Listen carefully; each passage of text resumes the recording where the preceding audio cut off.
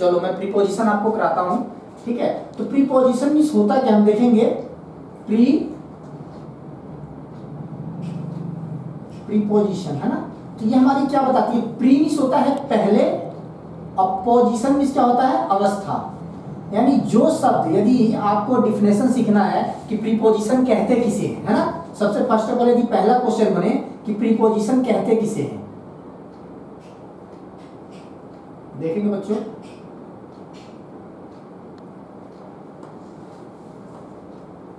Preposition किसे कहते हैं, ये हमारा नॉर्मल डिफिनेशन है।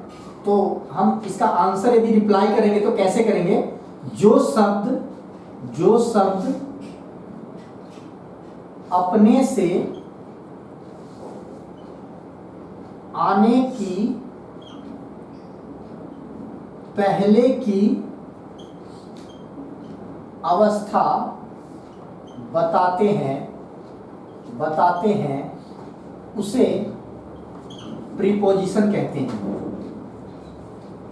उसे हम प्रीपोजिशन कहते हैं, है ना। तो हमारे जो हैं 25 प्रीपोजिशंस होते हैं, on, upon, under, on, in front, in, into. तो इस प्रकार से हम देखते चलेंगे कि किसका इस्तेमाल हम कहाँ है। तो ये हम सबसे पहले बच्चों हम इसके डिफिनेशन पर विशेष ध्यान रखेंगे कि प्रीपोजिशन कहते किसे हैं। जो शब्द अपने से आने की पहले की अवस्था बताते हैं उसे हम प्रीपोजिशन कहते हैं। जैसे मैंने बोला यदि पहला मैं प्रीपोजिशन लूं, ऑन। ऑन क्या होता है, किसी व्यक्ति, वस्तु, स्थान जब कोई सरफेस पे होता है तो हम ऑन लगाते हैं। क्या, जब कोई वस्तु, व्यक्ति, स्थान क्या हो, किसी सरफेस पर हो, सरफेस पर हो तब हम ऑन का प्रयोग करते हैं। देखेंगे जैसे मैंने बोला he is walking on the road, मैंने इसका एग्जांपल लिया, he is walking on the road, वह रोड पर टहल रहा है ना। तो ये मैंने इसका एग्जांपल दिया। इसका हम एक और एग्जांपल ले लेंगे, शिमला पहाड़ियों पर है, Shimla is on the hill, Shimla is on the hill, HILL, hill means होता है पहाड़ियां, क्या है, शिमला पहाड़ियों पर है, शिमला पहाड़ियों पर है ना।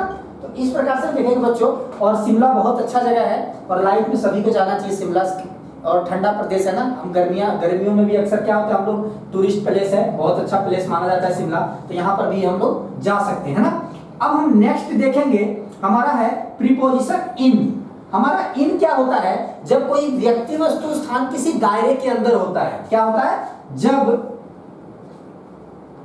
कोई व्यक्ति, वस्तु या स्थान किसी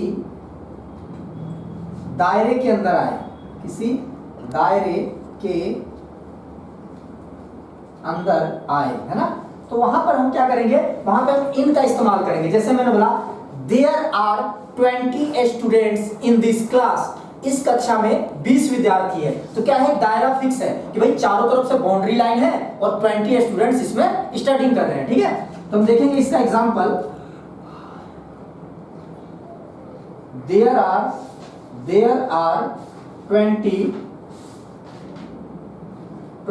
स्टूडेंट्स इन दिस क्लास, इस कक्षा में है 20 विद्यार्थी हैं। तो इस प्रकार से देखा हमने, ये दो हमने कंप्लीट किया, है ना। अपॉन क्या है, जब कोई व्यक्ति, वस्तु किसी सरफेस पर गिरे और मूवेबिलिटी शो करे तब हम क्या करते हैं, हम अपॉन का इस्तेमाल करते हैं। जैसे मैंने बोला you are fallen upon my leg, तुम मेरे पैरों पर गिर पड़े, है ना। जैसे मैंने बोला he is Fallon upon my leg, वह मेरे पैरों पर गिर पड़ा। तो इस प्रकार से जो है वो अपॉन का हम इस्तेमाल करते हैं। नेक्स्ट आता है हमारा इनटू क्या कह रहा है कि जब कोई वस्तु बाहर से अंदर की तरफ मूव करता हुआ आता है तब हम इनटू का इस्तेमाल करते हैं। देखेंगे एग्जांपल में हमारा कैसे, जैसे I am going into room, मैं कमरे में जा रहा हूं। नेक्स्ट सेंटेंस यदि हम बनाएंगे इनटू पे, I am going into the class, मैं क्लास में जा रहा हूं।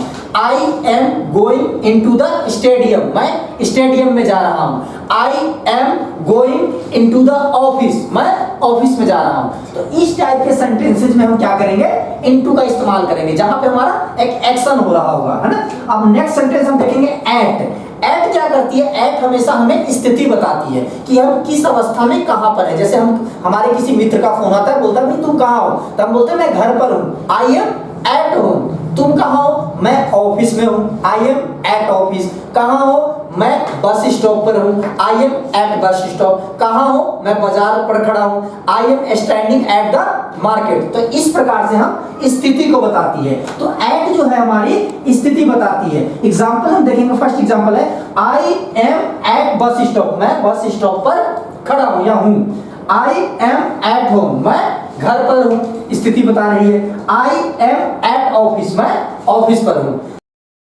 फ्रॉम, है ना, फ्रॉम क्या होता है, किसी वस्तु को छोड़ना या किसी वस्तु की ओर। हम किसी को छोड़ देते हैं या किसी वस्तु की ओर जब जाते हैं ना। तो फर्स्ट एग्जांपल है इसका, देखेंगे कि I am coming from Mumbai, है ना। हमारा एक स्थान से हमारा जो डेस्टिनेशन है वो खत्म हो रहा है ना। एक स्थान से हम क्या कर रहे हैं, बिछड़ रहे हैं। तो बिछड़ने की स्थिति में ना बच्चे भी आपस में बिछड़ जाते हैं एक दूसरे से। तो इस प्रकार से देखेंगे, है ना। तो नेक्स्ट देखेंगे कि I am coming from village, मैं गांव से आ रहा हूं। तो हमारा जो गांव का जो हमारा संबंध है वो क्या हो रहा है, हमारा खत्म होता जा रहा है। तो जहां पे हमारा संबंध यदि दूरियां आती जाती तो वहां पर भी हम क्या लगाएंगे, प्रीपोजिशन हम फ्रॉम का इस्तेमाल करेंगे, है ना। तो अब नेक्स्ट सेंटेंस हम देखेंगे क्या, कि दिस गिफ्ट फ्रॉम मी, यह जो है मेरी तरफ से। तो ये देखा ना, किसी वस्तु की हम ओर जा रहे हैं। क्यों, क्योंकि जब हम किसी वस्तु से लगाव हम रख रहे हैं, जब हम गिफ्ट किसी को देते हैं, एक लड़का एक लड़की को भी देता है, हम भाई बहनों को भी देते हैं, इस प्रकार से क्या होता है, एक संबंध हो जाता है ना, गिफ्ट का गहरा, है ना। तो दिस गिफ्ट फ्रॉम मी, है ना, एक बोलता है ना रिप्रेजेंटेटिव अगले को, भाई ये मेरी तरफ से, ये लो, है ना। तो ये गिफ्ट मेरी तरफ से, this gift from me. Next sentence हम देखेंगे फॉर। फॉर मींस क्या होता है, के लिए या से, है ना। इसको हमने टेंसेज में भी हमने पढ़ाया था, आप लोगों को बताना चाह रहा हूं कि हमारा यूजेज ऑफ जो सिंस था उसमें हमने सिंस और फॉर का इस्तेमाल पढ़ा था। तो यूजेज ऑफ सिंस में तो हमने सिंस पढ़ा, तो रिमेनिंग सेंटेंसेस के साथ हमारे क्या लगते थे, फॉर लगते थे। तो अब इसमें हम देखेंगे, मैं यहाँ अंग्रेजी सीखने के लिए आ रहा हूं। तो क्या आ रहा है, के लिए शब्द आ रहा है ना, तो ये आ गया के लिए। अब इसके लिए क्या हमने लगाना पड़ा, फॉर। तो आई कम हेयर, मैं यहाँ आता हूं किसके लिए, फॉर लर्निंग इंग्लिश, अंग्रेजी सीखने के लिए, है ना।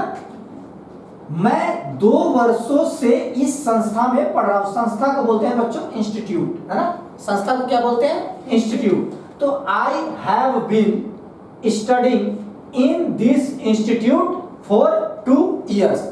जो ड्यूरेशन ऑफ टाइम है, ये हमारा फॉर जो है वो फिक्स नहीं है, इसके लिए भी हम क्या लगाते हैं यहाँ पे, से शब्द। अभी मैंने इसमें लिखा है डेफिनेशन में आपके, या तो के लिए या से, ये दोनों शब्द आपको कहीं भी